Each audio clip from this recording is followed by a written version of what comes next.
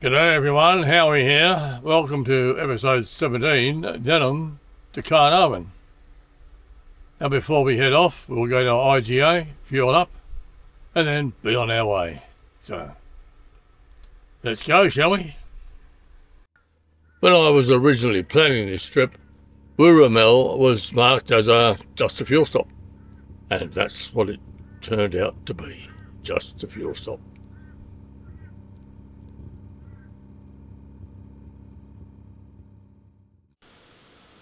Out here, the long stretches between towns can look a bit sameish from the road.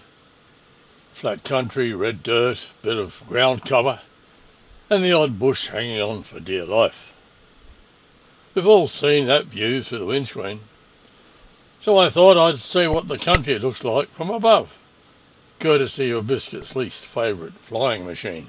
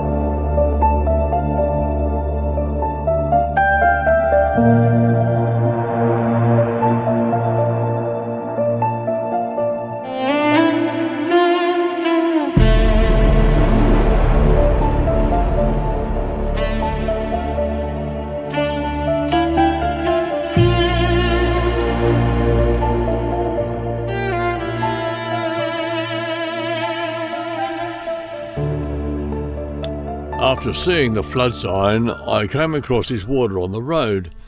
Now, I don't know whether it's a creek, a river, a lake, or just floodwater making its own mind up, but it does make you think. Out here, water can be either missing completely or suddenly bloody everywhere. And as soon as you look to the left, you can see the difference. Red country, dry country, then add water, and suddenly it's all green. Now, I'm not pretending to have the answer, because I'm sure it's a lot more complicated than it looks from behind a windscreen, but surely one of the big questions for Australia's future is, when so much water comes rushing through the country like this, is there a smarter way to use more of it? And not just for today, but for generations coming after us. And that, to me, would be real intergenerational equity. As I drove into Carnarvon, I was surprised by how much agriculture there was so close to town. I'll be honest, I didn't know much about Carnarvon before I got here. So I did what any modern explorer does. I Googled it. Now, as it turns out, Carnarvon is one of Western Australia's great food bowls. The warm climate, fertile soils around the Gascoyne River and the local irrigation all help produce fruit and vegetables out of season, where other places can't. They grow bananas here, those little Carnarvon sweeter bananas, along with mangoes, watermelons, rock melons, pawpaws, avocados, table grapes and winter vegetables. There's even a research into crops like jackfruit, dates, dragon fruit and something called, jojoba? I don't know if I've said that right or not. And if you drive along North and South River roads, the locals call it the fruit loop.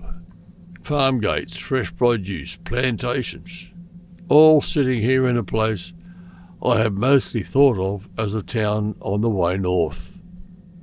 So there you go. Carnarvon, I owe you an apology. I should have known all that. I drove into town and had a bit of a look around. You know how it is when you arrive somewhere new. Where are the shops? Where's the caravan park? Where's the pub? All the important things. The caravan park on the left here is the closest one to the CBD, and it's just a hop, a step and a very long jump from the shops. It looks alright, yeah. Then we drove down a main street, the usual mix of shops you'd expect in a good-sized country town. And we looked round the waterfront. In the end, though, I decided to go back to the Discovery Park, which is about 4.5 kilometres from town, and that suits me fine. These out-of-town parks are often much quieter, and you generally know what you're getting. And 4.5 kilometres? Well, that just gives me a reason to get the trike off the trailer and pretend I'm exercising. The next day, Biscuit and I took the trike out of town and we headed towards the shops. And purely for research purposes, of course, eventually I found our way to the pub. Now, on the way there, I saw these trees growing at about 45-degree angle from the wind coming off the bay. And I have to tell you, I was very glad I saw them on the way to the pub and not on the way back. It wasn't long before we reached the Port Hotel, where we spent a very pleasant couple of, 3 hours probably, before pointing the trike back home. The next morning, we went to Woolworths for our direct-to-boot food order, picked all that up. I filled up with fuel, and then went back to camp and prepared to leave tomorrow morning. I think I'll leave this one here. I hope you've enjoyed it. It's been a bit different. I hope you still enjoyed it. And I'll see you in the next one. So, until then, Ooroo.